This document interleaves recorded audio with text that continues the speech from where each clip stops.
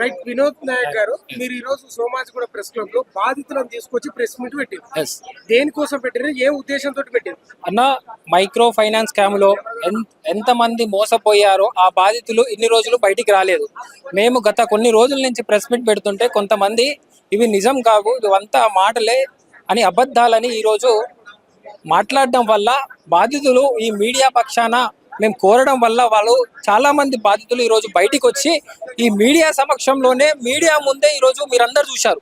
ఒక 10 మంది బాధితులు వచ్చారు. ఈ 10 మందే కాదు, వేలాది సంఘాల్లో గ్రామీణ స్థాయిలో ఉన్నారు, వాళ్ళు కూడా వస్తారు. వాళ్ళు ఈ రోజు వచ్చి మాట్లాడిన మాటలు ఏంటంటే, వాళ్ళు స్పాన్సర్ లోన్లు చూపించడం కావచ్చు, వాళ్ళ మీద ఎఫ్ఐఆర్ చేసింది కావచ్చు, వాళ్ళు ఏమేమి చెప్పారు అనే విషయాన్ని గురించి ఈ రోజు క్లుప్తంగా మాట్లాడడం జరిగింది. ఈ రోజు మంగ్లీ మాట్లాడుతుంటది శివ చౌహాన్కి ఇలా ఇలాంటి పాత్ర లేదనే విషయాన్ని మాట్లాడింది కదా. ఈ తమ్ముడు ఇది లోటు లెక్క పెట్టే ఫేస్ అయినా అట్లా తిప్పకుండా మాట్లాడాం కదా అక్క, మా బంజారా బిడ్డ కాబట్టి అక్కగా సంబోధిస్తున్నా, అక్క మాట్లాడినావు కదా. ఈ రోజు రమేష్ అనే బాధితుడు, ఒకసారి మీరు చూపిస్తా అన్న, మీరు తీసుకున్నారు కదా ఎవిడెన్స్. అక్కడ రమేష్ అనే బాధితుడు, ఇగో రమేష్ ఆయన మధు దగ్గర పనిచేసి, మధు దగ్గర ఫైనాన్షియర్ గా కావచ్చు, క్యాషియర్ గా కావచ్చు, అసిస్టెంట్ అనుకోవచ్చు, పర్సనల్ అసిస్టెంట్, పిఏ కూడా అనుకోవచ్చు. ఈయననే మొత్తం ఫైనాన్షియల్లీ ప్రాబ్లం చూసుకుంటాడు, ఈయననే వసూలు చేస్తాడు, ఈయననే ఇస్తాడు. ఈయన ఇచ్చిన సందర్భంలో ఆయనకి ఎవిడెన్స్ చూపేనిక మంగ్లీ వాళ్ళ సోదరుడితో శివ చౌహాన్, బాధితుడు రమేష్, ఈయననే కదా ఈయననే కదా ఇచ్చింది, ఆయనే కదా స్వయంగా మీడియా ముందు మాట్లాడింది. ఈ రోజు ఈ ఫోటో నిజం కాదా? ఈ ఫోటో అబద్ధమా? ఆ రోజు మీరు 50 లక్షలు తీసుకున్నది వాస్తవమా కాదా? ఈ రోజు మంగ్లీ గారు కూడా, నేను కూడా కొండమల్లేపల్లి వాసినే, నేను కూడా దేవరకొండ నియోజకవర్గం, వాళ్ళు కూడా మా అన్న తమ్ముళ్ళే అవుతారు. ఈ రోజు ఆ బాధితుల పక్షాన గోకుల్ ఫైనాన్స్ కంపెనీకి నువ్వు రాలేదా? దేవరకొండలో నువ్వు రాలేదా? చీకట్ల రాలేదా? నువ్వు వద్దిపట్లకు రాలేదా? వాళ్ళు మధు వాళ్ళ ఇంటికి ఎందుకండి? ఎవరిని మోసం చేయనిక? ఏదో నువ్వు సెలబ్రిటీ అయినంత మాత్రాన అతీత శక్తులు నా మీద పనిచేస్తాయి, ఈ స్కామ్ నుంచి నేను బయటపడేస్తారంటే అది వాస్తవం కాదు కదా. నీ ఎంతమంది మినిస్టర్లు ఉంటే ఏంటి, నీ అమ్మట ఎంతమంది కలెక్టర్లు ఉంటే ఏంటిది? ఈ స్కామ్ అనేది 1000 కోట్ల స్కామ్. ఇది 1 లక్షలో 2 లక్షలో ఈ రోజు 10,000ని వదిలిపెట్టని పరిస్థితి. 1000 కోట్ల స్కామ్. సంబంధించి మీ గిరిజన సంఘాలు విడిపోయినట్లున్నాయి. ఏ గిరిజన సంఘాలు ఎందుకు విడిపోతాయి అన్న? వాళ్ళకు బాధితులు ఎవరు అర్థమైతలేదు. ఫస్ట్ వాళ్ళు కరెక్టే ఉన్నారు.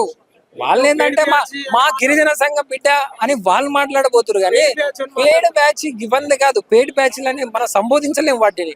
వాళ్ళ విజ్ఞాతనకే వదిలేస్తున్నాం. మేము చదువుకున్న వ్యక్తులు, మేము ఎవరు పేడ్ బ్యాచ్లు ఆ బ్యాచ్లు అని మేము సంబోధిస్తే ఈ రోజు మేము తప్పు మాట్లాడినట్టు. వాళ్ళు కూడా మా వాళ్ళే, వాళ్ళు కూడా మా బిడ్డలే. మేము ఎవరిని ఏం కించపరిచేటట్టు మాట్లాడతలేము, కానీ న్యాయం వైపు నిలబడతాం. ఈ రోజు ఈ గిరిజన బిడ్డలు చాలా మంది వాళ్ళ కాళ్ళలో పడి ఆ వేదనను వాళ్ళు వెళ్ళబిచ్చుకుంటే తప్ప ఈ రోజు వాళ్ళు ఇవ్వలేదు. నేను ఒకటి స్కామ్ చూపిస్తాను. జస్ట్ నా కొండమల్లేపల్లి మండల్లోనే 50 కోట్ల స్కాము, ఒక ఎఫ్ఐఆర్ కాపీ. ఇగో పోలీసు వాళ్ళు రిజిస్ట్రేషన్ చేసింది. ఇది చూసారా? అది ఒక ఫస్ట్ బాధితుడు 7 కోట్లు. ఇది నేను రాసిందో ఎవరు రాసిందో స్వయాన మధు చెప్పింది. మధు ఇగో 10వ లిస్టు వరకే. నేను ఒకటి చెప్తా, ఇగో ఇది మొత్తం చూసిన, ఈ చిట్టా మొత్తం చూసారా? 42 లిస్ట్ వరకు ఇది ఎఫ్ఐఆర్ అయింది. ఎవరి పేరు మీద అంటే, ఇంకో ఏమైనా అక్యూజ్ వచ్చేసి ఇగో మధు, చూసారా? మధు, ఇగో పాత్లావత్, భరత్ కుమార్, వీళ్ళ పేర్లు ఎందుకు వస్తాయండి? ఆయన ఇన్ఫర్మేషన్ ప్రకారం ఇది జస్ట్ 50 కోట్లు. స్వయానా మా బ్రదరే ఉన్న 2.25 కోట్లు. వాళ్ళ పక్షాన్ని మాట్లాడకూడదా? పేడ్ బ్యాచ్లు, వాళ్ళెవరో బ్యాచ్లు, ఇది ఇంకో బ్యాచ్లు మాట్లాడుతున్నారు అంటే నిజ నిర్ధారణ చేసుకోవాలి. మన మనసుకు ఆత్మశుద్ధి చేసుకోవాలి.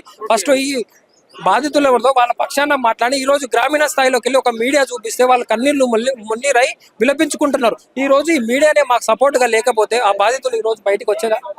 మీడియా మిత్రులు ఈ రోజు ఈ ఎండలో కావచ్చు మా ఎంబటి ఉండడం వల్ల ఈ రోజు బాధితులు బయటకు వచ్చి వాళ్ళ కష్టాలను ఈ రోజు వెళ్ళబుచ్చుకొని ఈ మీడియా ప్రెస్ క్లబ్ లో మీ అందరి సమక్షంలో వాళ్ళ ఎవిడెన్స్ తీసుకొని ఇంకో షో అని పేపర్ ఎవిడెన్స్ కావచ్చు, ఫోటో ఎవిడెన్స్ కావచ్చు, బాండ్ పేపర్లు కావచ్చు, ఇంకేం చూపెట్టాలి అంటే ఇప్పుడు ఈ ప్రెస్ మీట్ ద్వారా మీరు ఏం చెప్పాలనుకుంటున్నారు? ఏం ఫైనల్ గా ఇందులో ఈ ప్రెస్ మీట్ తో తెలిసింది ఏంటంటే, నిజాలు తెలిసిందంటే ఇందులో 100% మంగ్లీ పాత్ర అనేది ఈ రోజు ఉంది. రమేషే నేనే చూసినా, నా ముందర ప్రొవైడ్ చేయండి, మంగ్లీ నాతో డిబేట్ కి రమ్మని చెప్పండి, ఆమె రాలేదా వచ్చిందా అనేది నేను నిర్ధారణ చేస్తా, అందరి సమక్షంలో నేను అడుగుతా అని చెప్తున్నాను. సిబిఐ ఎంక్వైరీ ఎట్టిపోయింది, పోలీస్ నిఘా వర్గం ఎట్టిపోయింది, డైరెక్ట్ రమేషే చెప్తున్నారు కదా. బాధితుడే చెప్తున్నాడు కదా వచ్చిరని, ఇంకో ఆటో డ్రైవర్ అని బ్రదర్ చెప్తున్నారు. నేను చూసినానని. నైట్ టైం రావాల్సిన అవసరం ఏముంది? వాళ్ళ ఇంటి దగ్గర నువ్వు ఫోటో దిగాల్సిన అవసరం ఏముంది? నీ ఫంక్షన్ కి పిలవాల్సిన అవసరం ఏముంది? మీ తమ్ముడు గూగుల్ ఫైనాన్స్ కంపెనీకి రావాల్సిన అవసరం ఏముంది? ఇవన్నీ ఆధారాలు కావా? ఆధారాలు అంటే ఇంకేం ఆధారాలు చూపెట్టాలి? వాళ్ళు చెప్తున్న ఫోన్ డేటా అయితే మన దగ్గర ఉండదు కదా.